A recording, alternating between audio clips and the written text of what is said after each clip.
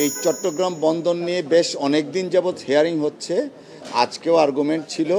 আমাদের আর্গুমেন্টের মেইন প্রণিধানযোগ্য যে বিষয়গুলো ছিল তা হলো প্রত্যেকটা রাজনৈতিক দল, ক্রিয়াশীল বাংলাদেশের প্রত্যেকটা রাজনৈতিক দল তাদের বক্তব্য বিবৃতি মাধ্যমে জাতির সামনে উপস্থাপন করেছেন বর্তমান এই অন্তর্বর্তীকালীন সরকার এই ধরনের স্টেট পলিসির ক্ষেত্রে তাদের কোনো সিদ্ধান্ত নেওয়া উচিত না। আপনারা জানেন ফ্যাসিস্ট রেজিমের প্রধান পলাতক শেখ হাসিনা ওয়াজেদের সময় 2022-23 তখন একটা MOU সিগনেচার করা হয়েছিল। বাংলাদেশের মানুষের প্রত্যাশা ফ্যাসিস্ট রেজিমের প্রধান পলাতক শেখ হাসিনা যে MOUটা করেছিল সেইটার ধারাবাহিকতা যেন রক্ষা করা না হয়। আনফর্চুনেটলি বর্তমান এই অন্তর্বর্তীকালীন সরকার বিভিন্ন আইন ভঙ্গ করে এই ধারাবাহিকতাটা রক্ষা করতে চাচ্ছে, যে কারণে বাংলাদেশের ক্রিয়াশীল বাংলাদেশ জাতীয়তাবাদী দল, বাংলাদেশ জামাতি ইসলাম, বামফ্রন্ট সহ সমস্ত রাজনৈতিক দলের পক্ষ থেকে বক্তব্য বিবৃতি এবং সর্বশেষ গতকালও বিএনপির ভারপ্রাপ্ত চেয়ারম্যান মহোদয় একটা টুইটার করেছিলেন, যা আজকে প্রত্যেকটা ডেইলি নিউজ পেপারে হেডলাইন করেছেন যে এই অন্তর্বর্তীকালীন সরকার কোনো ধরনের স্টেট পলিসির ক্ষেত্রে কোনো চুক্তিপত্রে আবদ্ধ হতে পারে না। আমরা মহামান্য আদালতকে সেই জিনিসটা আমরা উপস্থাপন করেছি অত্যন্ত বিনয়ের সাথে, এই বলে যে এই বর্তমান অন্তর্বর্তীকালীন সরকার সরাসরি জনগণ দ্বারা নির্বাচিত সরকার নয় এবং আগামীর প্রধানমন্ত্রী যখন হবেন আইনে আছে যে এই কমিটির চেয়ার হইতে হবেন প্রধানমন্ত্রী। অ্যাটর্নি জেনারেল সাহেব বলেছিলেন যে এই সরকার জনগণের সরকার। আমরা আমাদের উপস্থাপনায় বলেছি এই সরকার রাজনৈতিক দল কর্তৃক সমর্থিত সরকার। জনগণের সরকার তখন হবে যখন জনগণ দ্বারা নির্বাচিত হবে এবং যে আগামী পার্লামেন্ট ইলেকশন হতে যাচ্ছে মধ্য ফেব্রুয়ারির আগে, সেই পার্লামেন্ট যে সরকারকে নির্বাচিত করবে সেই সরকারই হবে জনগণের দ্বারা সরাসরি নির্বাচিত সরকার।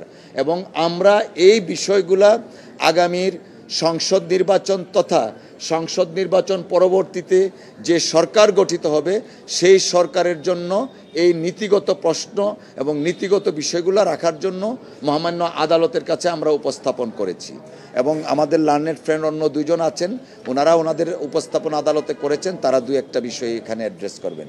অসংখ্য ধন্যবাদ। যেটা ব্যারিস্টার কাসেম কামালের বক্তব্য শুনলেন, এসালাম করিম সাহেব বলবেন। আমি মূলত বলেছি যেটা দিস গভর্নমেন্ট অর্থাৎ অন্তর্বর্তী সরকার হ্যাজ লিমিটেশন। একটা নির্বাচিত সরকারের যে ক্ষমতা আছে অন্তর্বর্তী সরকারের সেই ক্ষমতা নাই। এখন তারা যদি এখানে যারা আসছেন বিডার চেয়ারম্যান সহ অনেকে আসছেন, তারা কিন্তু এরা বাংলাদেশের পারমানেন্ট থাকেন না। আপনার এরা হলো নন রেসিডেন্ট বাংলাদেশি, এর অনেকে সরকারও আছেন, ইয়েতে আছেন। এবং এটা হলো আপনার আমাদের চিটাং পোর্টটা একমাত্র পোর্ট, এখানে ন্যাশনাল সিকিউরিটি ইনভলভ। এখানের মধ্যে আমাদের জাতীয় নিরাপত্তা আছে, জাতীয় স্বীকৃতির ব্যাপার আছে, যার সার্বভৌমত্বের ব্যাপার আছে। এখানের মধ্যে যদি এটা বিদেশির কাছে চলে যায় তারা সব কিছু জেনে যাবে কি আসছে কি যাচ্ছে। এমন বাংলাদেশ ধরেন কোনো অস্ত্র ইম্পোর্ট করতেছে সেটাও জেনে যাবে তারা, তার মনিটর করতে পারবে, সার্ভিলেন্স করতে পারবে। এই জন্য আমরা বলেছি যে যেহেতু কাছে কামাল বললো যে রাজনৈতিক দলগুনা চাচ্ছে না একটা অন্তর্বর্তী সরকার যে সরকার সীমাবদ্ধতা আছে সেই সরকার এটা করুক।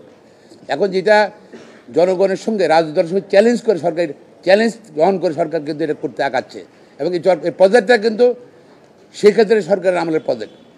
এবং আমরা মনে করছি ওদেরই কোনো লোকজন আগের সরকারের কোনো লোকজনের তাদের তত্ত্বাবধানে তাদের প্রসেসটা কিন্তু এটা আগানো হচ্ছে। তো আমরা মহামান্য আদালতকে বলেছি যেহেতু জাতীয় নিরাপত্তার প্রশ্ন আছে আমাদের সুপ্রিম কোর্ট ব্যালেন্স করতে হবে। যেখানে জাতীয় নিরাপত্তা আছে সেখানে সমোটো কোর্ট কিন্তু কোনো উদ্যোগ দিতে পারে, কোর্ট রুল দিতে পারে, স্থির করে দিতে পারে। আর এখানে তো জনস্বার্থে মামলা করা হয়েছে। আমরা আশা করছি, আমরা আশাবাদী ন্যায় বিচার হবে, ন্যায় পাবে, এটা বাংলাদেশের জনগণের ন্যায় বিচার পাবে আমরা মনে করি যদি রুলটা অ্যাবসলিউট হয়। এবং ন্যায় বিচার হবে আশা করছি ইনশাল্লাহ। অ্যাটর্নি জেনারেল তো এটা চেয়েছে যে এখন যে সিদ্ধান্তটি ওটাই থাক, কিন্তু অ্যাটর্নি জেনারেল তো আপনাদের দলের পোস্ট হোল্ড করতে হবে, কারণ তার এটা উত্তর দেন না, এটা উত্তর দেন না। অ্যাডমিনাল সাহেব তো অ্যাডমিনাল বক্তব্য রাখবেন, সেটা ওনারটা বক্তব্য রাখবেন। উনি তো একটা সাইডে আছেন, উনি সরকারের রাষ্ট্রের প্রতিনিধিত্ব করছেন, তার বক্তব্য উনি বলবেন। আমরা আমাদেরটা বলছি, আমরা আদালতে কী বলেছি সেটা আমরা বলছি। জাতীয় নিরাপত্তা, সার্বভৌমত্ব এবং জনগণের নিরাপত্তার প্রশ্ন আছে। যদি এইটা যদি বিদেশিরা যদি এখানে চলে আসে, এখন বলছে যে পতেঙ্গা সমুদ্র এখন বাংলাদেশের বিস্ফোরণ, তাহলে কি একই পথেই কি বিস্ফোরণ কেন হবে? আমাদের পোর্ট হলে আমাদের অ্যাসেট, এটা আমাদের গর্ব। সরকার থেকে যারা বলে যে চিরাং পোর্ট আমাদের বিস্ফোরা, তারা মানে বাংলাদেশ সম্বন্ধে জানে না, বাংলার মানুষকে ভালোবাসে না। আমি মনে করি, তারা সে should do that comment about Chirang port. ধন্যবাদ। আসনের কাছে জানতে চাই যে চুক্তি সম্পাদনের ক্ষেত্রে কি কি আইন বিধি লঙ্ঘন হয়েছে, এই বিষয়টা যদি জি আচ্ছা আচ্ছা, সরকার পক্ষ থেকে যে বিরোধিতা করা হয়েছে এই রুলের বিষয়, তার মধ্যে প্রথম কথা বলা হয়েছিল যে এই রুলটা প্রিম্যাচিওর, অর্থাৎ এখন পর্যন্ত কন্ট্রাক্ট স্বাক্ষরিত হয়নি, সুতরাং এই পর্যায়ে এসে রিট পিটিশন দাখিল করা যায় না। তিনি আরও বলেছেন যে আইনের কোনো বত্যয় হয়নি এবং আইন যদি বত্যয় না হয়ে থাকে তবে সেই ক্ষেত্রে রিট পিটিশন দায়ের করা যায় না। তৃতীয়ত উনি যেটা বলেছেন যে 5ই অগাস্টের পর থেকে এই সরকার যে যখন ক্ষমতা গ্রহণ করেছেন তখন তারাই সমস্ত কার্যকলাপ এবং আইন কানুন যত আইন আছে সেই আইনের অধীনে যত কাজ করতে পারে তারা করতে পারেন। মূলত এই বিষয়গুলো উপরে আমাদের অ্যাড্রেস করতে হয়েছে। প্রথম কথা হচ্ছে যে আমাদের উত্তর ছিল রিটের প্রিম্যাচুরিটি নিয়ে, অর্থাৎ রিট এখন পর্যন্ত কন্ট্রাক্ট হয়নি সেই বিষয়ে বলার জন্যে।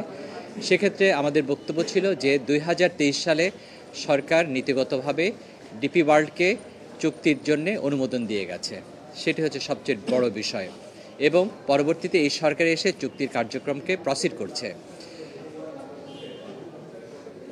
এবং এটাকে চ্যালেঞ্জ করা হয়েছিল যে এই অনগোয়িং প্রসেসকে চ্যালেঞ্জ করার পিছনে আমাদের যে কারণটা সেটা হচ্ছে যে পিপিপি এর আন্ডারে, প্রাইভেট পাবলিক প্রকিউরমেন্ট অ্যাক্টের আন্ডারে, পার্টনারশিপ অ্যাক্টের আন্ডারে কোনো এক্সিস্টিং স্ট্রাকচার যেগুলো আছে সেটাকে বিদেশিদের কাছে দেওয়া যাবে না।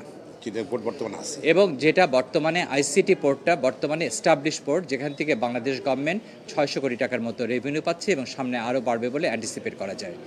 যেহেতু পিপি অ্যাক্টে এক্সিস্টিং কোনো স্ট্রাকচারের উপর কোনো অপারেশন করা যায় না, সরকার ডিপি ওয়ার্ল্ডকে যে বিদেশের হাতে দেওয়ার জন্য যে প্রসেস করছে সেটা অবৈধ এবং আইন দ্বারা নিষিদ্ধ। দ্বিতীয় হচ্ছে যে এই আইনে বলে দেওয়া আছে, একটা বিশেষ পরিমাণ অঙ্কের কথা বলা আছে, অন্তত 1200 কোটি টাকা এখন নতুন নিয়মে করা হয়েছে, যেখানে ডিপি ওয়ার্ল্ড 200 কোটি টাকার প্রস্তাব দিয়েছে, যেটা আইন অনুযায়ী সমর্থিত না। সুতরাং এই দুই বিষয় আইনের সম্পূর্ণভাবে কন্ট্রাডিকশন হচ্ছে, ভায়োলেশন হচ্ছে, ব্যত্যয় হচ্ছে। তৃতীয়ত হচ্ছে আইনে পরিষ্কার বলে দেওয়া আছে যে মন্ত্রিসভা কর্তৃক এই বোর্ড অফ গভর্নেন্স গঠিত হবে এবং প্রধানমন্ত্রীর নেতৃত্বে। এখন বোর্ড অফ গভর্নেন্স কী হবে বলে দিচ্ছে যে রুল অফ বিজনেসে যেভাবে বলে দেওয়া আছে সেভাবে হবে। সেই ক্ষেত্রে প্রাইম মিনিস্টার তাদের সমন্বয়ে গঠিত হবে, কিন্তু এখন পার্লামেন্ট নাই। আমাদের বক্তব্য ছিল যেহেতু পার্লামেন্ট নাই, যেহেতু প্রাইম মিনিস্টার নাই, মন্ত্রী নেই, সুতরাং এই মুহূর্তে এই সরকার কোনো রকম প্রসেস গ্রহণ করতে পারেন না। তার উত্তরে অ্যাটর্নি জেনারেল সাহেব বলেছেন যে 5ই আগস্টের পর যে সরকার এসছেন সে সরকার সমস্ত আইনের অধীনে সমস্ত কিছুই প্রাইম মিনিস্টারের যে ক্ষমতা আছে সেগুলো তারা গ্রহণ করতে পারেন।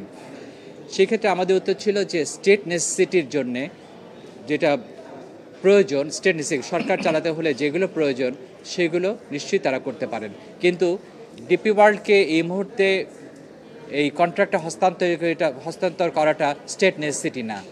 সুতরাং এই ক্ষেত্রে আইনের শর্ত মানতে হবে, বিশেষত যেখানে অ্যাপিল ডিভিশন তত্ত্বাবধায়ক গভর্নমেন্ট সিস্টেম আবার রিভাইভ করে দিয়েছে। সুতরাং সেই সংবিধানে পুনঃস্থাপিত এই পুনঃস্থিত হওয়ার পরে যে বিধানটা আসে যে তত্ত্বাবধায়কের সময় বা কেয়ারটেকারের সময় কোনো রকম নীতিগত সিদ্ধান্ত নেওয়া যাবে না, শুধুমাত্র রুটিন ওয়ার্ক এবং ইলেকশন সম্পর্কিত যে সিদ্ধান্তগুলো সেগুলো নিতে হবে, ডে টু ডে অ্যাফেয়ার্স ইত্যাদি, কিন্তু নীতিগত কোনো সিদ্ধান্ত নিতে পারবেন না। এটা যেহেতু একটা রাষ্ট্রের জন্যে একটা বড় রকমের নীতিগত সিদ্ধান্ত, সুতরাং পরবর্তী পার্লামেন্ট না আসা পর্যন্ত এই নীতিগত সিদ্ধান্ত আর কেউ নিতে পারবেন না, এবং এই সরকার এই কোনো পলিসি ডিসিশন যদি নিতে পারেন না কনস্টিটিউশনালি, সুতরাং তারা ডিপি ওয়ার্ডের সাথে চুক্তির নিয়ে অগ্রসর হতে পারেন না। আমাদের বক্তব্য মোটামুটি এইভাবেই ছিল। মোদির যে আদেশ ছিল সেটাই চলবে এবং 4 ডিসেম্বর রায়ের জন্য দিন ধার্য করা আছে। আসানকর একটা বিষয় সেটা হচ্ছে যে এখানে তাহলে যদি নির্বাচিত সরকার এই সিদ্ধান্তটা নেয় পরবর্তীতে, ডিপি ওয়ার্ল্ড তো সারা বিশ্বব্যাপী আমরা জানি তাদের একটা আলাদা পরিচিতি আছে, এরকম বড় বড় পোর্টটা এই পোর্ট হ্যান্ডেল করছে। এই সিদ্ধান্তটা নির্বাচিত সরকার নিলে পিটিশনারদের কোনো সমস্যা নেই বা তারা সেই ব্যাপারে দেখা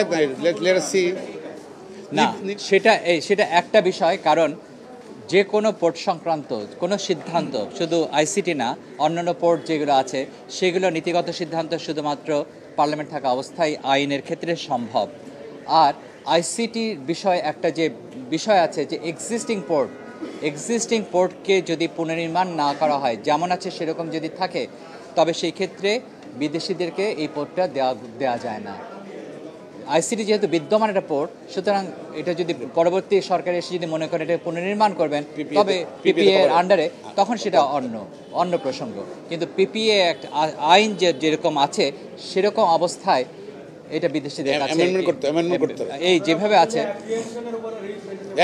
প্রসেস তো আছে। আচ্ছা, এই যে অ্যাপ্রিহেনশন আবার রিট মেনটেনেবল না, ওটা যেটা বলেছেন সেটা আমাদের উত্তর হচ্ছে এখানে কোনো অ্যাপ্রিহেনশন না, কারণ 2023 সালে সরকার নীতিগত সিদ্ধান্ত দিয়েছে এটা ডিপি ওয়ার্ল্ডকে দেওয়ার জন্য, এবং তারই পরিপ্রেক্ষিতে এই প্রসেসগুলো চলছে।